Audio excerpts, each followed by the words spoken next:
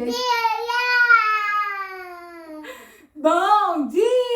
Bom dia, Tássia! Bom dia! Sejam todos bem-vindos ao nosso canal. Aproveita e já se inscreva se ainda não é inscrito. E a nossa leitura de hoje é no livro de Atos, capítulo 21, né, Tássia? Vamos lá? Nós nos despedimos deles e fomos embora, navegando diretamente para a ilha de Cos.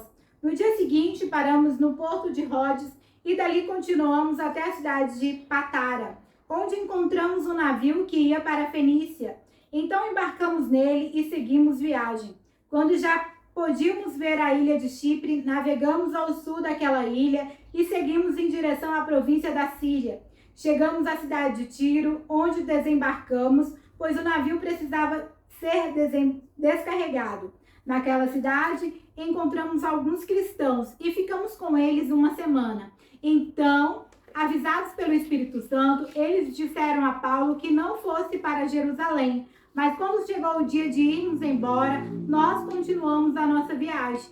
Aí aqueles irmãos, com as esposas e filhos, nos acompanharam até fora da cidade. E todos nós nos ajoelhamos ali na praia e oramos. Depois de nos despedirmos, embarcamos no navio e eles voltaram para casa. Seguimos viagem, navegando da cidade de Tiro para Ptolemaida. Ali encontramos e cumprimentamos os irmãos e passamos um dia com eles. No dia seguinte, partimos e chegamos à cidade de Cesareia. Ali fomos para a casa do evangelista Filipe e ficamos com ele. Filipe era um dos 7 homens que havia sido escolhidos em Jerusalém. Ele tinha 4 filhas solteiras que profetizavam.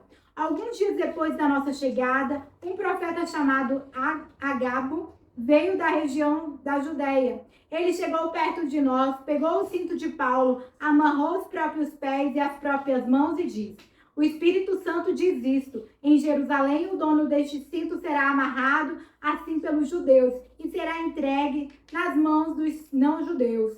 Quando ouvimos isso, nós e os irmãos de Cesareia pedimos com insistência a Paulo que não fosse para Jerusalém, mas ele respondeu: por que vocês choram assim e me deixam tão triste? Eu estou pronto não somente para ser amarrado, mas até para morrer em Jerusalém pela causa do Senhor Jesus. E não conseguimos convencê-lo a não ir. Então desistimos e dissemos: que seja feita a vontade do Senhor.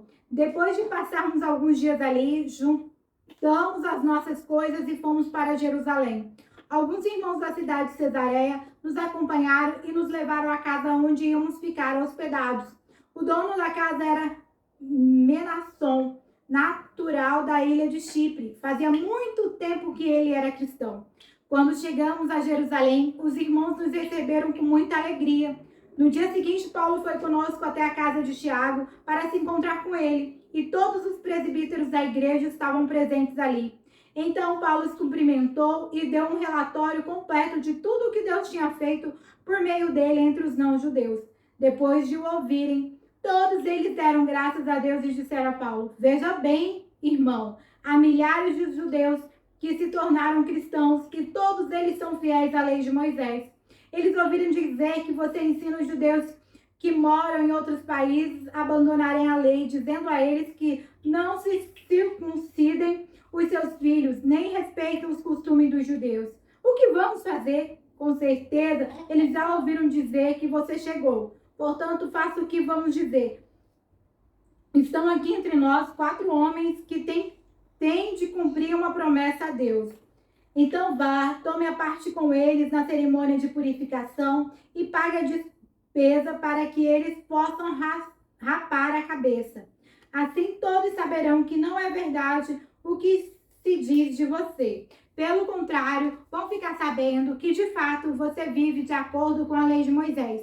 Mas quanto aos não-judeus que se tornaram cristãos, nós já mandamos uma carta a eles dizendo o seguinte: não comam carne de animais que foram oferecidos em sacrifício aos ídolos, nem sangue, nem carne de nenhum animal que tenha sido estrangulado, e também não pratiquem imoralidade sexual. Então Paulo falou com os 4 homens e no dia seguinte tomou parte com eles na cerimônia de purificação. Depois entrou na área do templo para avisar quando iam terminar os dias de purificação, isto é, a ocasião em que cada um dos 4 homens deveriam oferecer o seu sacrifício. Quando os 7 dias da purificação estavam para acabar, alguns judeus da província da Ásia viram Paulo na área do templo, então atiçaram a multidão, agarraram Paulo e começaram a gritar: Israelitas, nos ajudem! Este é o homem que vai pelo mundo inteiro falando a todas as pessoas e dizendo mentiras contra o povo de Israel, a lei de Moisés e este templo. E agora ele está trazendo não-judeus para dentro da área do templo, profanando assim este lugar santo. Eles disseram isso porque tinham visto Trófimo, que era de Éfeso, na cidade com Paulo, e pensavam que Paulo havia levado para dentro da área do templo. A confusão se espalhou por toda a cidade e o povo veio correndo de todos os lados. Eles agarraram Paulo e o arrastaram para fora da área do templo e fecharam os portões. Quando a multidão já ia matar Paulo, o comandante das tropas romanas recebeu a notícia de que toda a cidade de Jerusalém estava em revolta. Então, reuniu depressa alguns oficiais e soldados e correu para o meio do povo. Quando a multidão viu o comandante e os soldados, parou logo de bater em Paulo. Aí o comandante chegou perto de Paulo, prendeu e mandou amarrá-lo com 2 correntes. Depois perguntou: quem é este homem? O que foi que ele fez? A multidão, uns gritavam uma coisa, outros gritavam outra. A desordem era tão grande que o comandante não pôde descobrir o que havia acontecido. Então mandou que os soldados levassem Paulo para dentro da fortaleza. Quando chegaram perto da escada, os soldados tiveram de carregar Paulo por causa da violência da multidão que vinha atrás gritando: mata, mata! Quando iam levar Paulo para dentro da fortaleza, ele disse ao comandante: me dê licença para falar uma coisa com o senhor. O comandante perguntou: você sabe falar grego?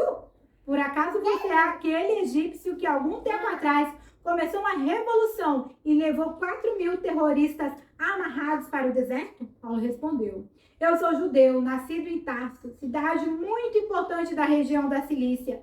Por favor, me deixe falar com o povo.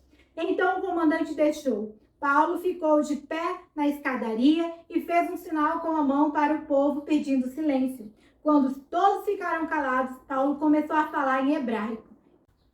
Filha amada,